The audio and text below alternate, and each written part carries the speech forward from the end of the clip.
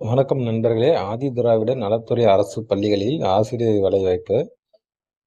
மொத்த காலி பணியிடங்கள் 171. பணியிடம் விவரம்: முதுகலை பட்டதாரி ஆசிரியர்கள் 148, கணினி பயிற்றுனருக்கு 23, மொத்தம் 171. மாத தொகுப்பூதிய அடிப்படையில் இந்த வேலைவாய்ப்பு தற்காலிக பணியிடம். முதுகலை பட்டதாரி ஆசிரியர்களுக்கு 18,000, கணினி பயிற்றுனருக்கு மாதம் 15,000. இந்த வாய்ப்பினை தவறவிடாதீர்கள். மேலும் இது போன்ற தகவலை தெரிந்து கொள்ள